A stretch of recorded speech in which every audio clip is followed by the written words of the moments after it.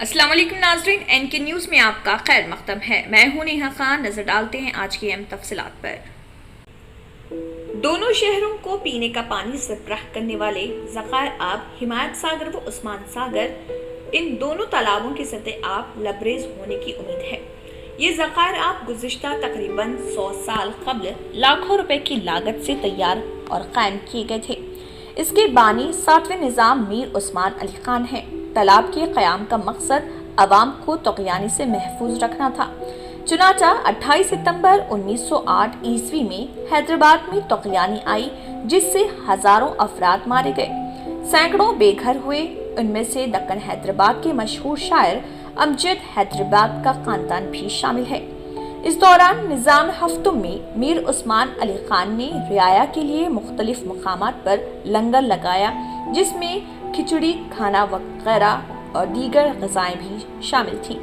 नारिश का जोर इस कदर ख़तरनाक था कि लोग ऊंचे मुकामात पर भी खुद को महफूज नहीं तस्वुर कर रहे थे। लेकिन इस मौके पर कुछ अफराद इस आफत से दवाखाने उस्मानिया में वाक़े इमली के दरख्त पर चढ़ गए और बच गए। आज भी वो इमली का दरख्त अफजल पार्क में मौजूद है।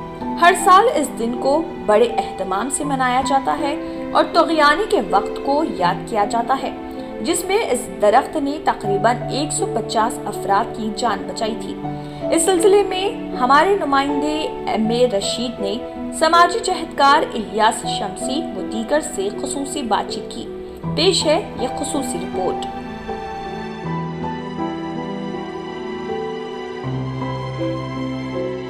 बिस्मिल्लाहिर्रहमानिर्रहीम।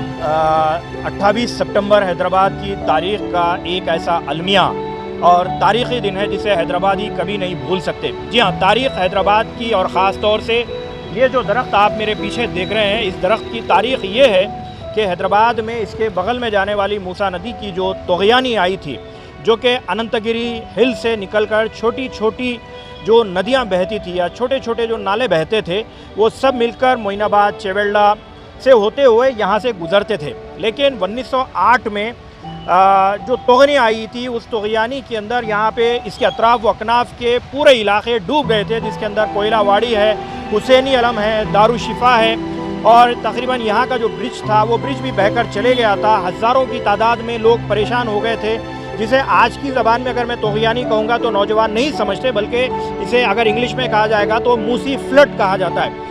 ये फ्लड के अंदर उस वक्त में जो तबाही आई थी, वो तबाही में ये दरख्त की जो तारीख़ है, वो तारीख़ ये है कि इस दरख्त पर कई लोगों ने चढ़कर अपनी जानें बचाई थी, जो कि उस्मानिया हॉस्पिटल के अहाते में है। देखिए, कोई मुसीबत भी अगर आती है, कोई राहत भी आती है, तो वो मिनल्लाह होती है, अल्लाह की तरफ से होती है। तो उस वक्त के जो फरमारवा थे महबूब अली बादशाह, उन्होंने फौरी तौर पर रिलीफ का काम शुरू किया। किशन प्रसाद प्राइम मिनिस्टर थे, सब ने मिलकर लंगर लगाए और हैदराबादियों की जिंदा दिली उस वक्त 1908 की तग़यानी में भी थी और आज भी है। देखिए, ये तमाम तर बातें आप हजरात के सामने इसलिए रखी जा रही है कि आज हैदराबाद के अंदर भी थोड़ा सा पानी आता है तो नदीम कॉलोनी डूब जाता है, या शाहीन नगर डूब जाता है, या फिर सरूर नगर डूब जाता है। ये तमाम तर चीज़ें डूबने की वजह यह है कि अल्लाह का एक निज़ाम है कि उसने कई ऐसे तालाब और कुंटे जो होते हैं, जो पानी ठहरने का मुकाम होता है, ये कुदरती तौर पे होता है या मसनवी तौर पर इंसान बनाते हैं, तो वो पानी ठहरने की जगह होती है, जहाँ पर अगर आप घर बनाएंगे तो आपके इलाके डूब जाते हैं।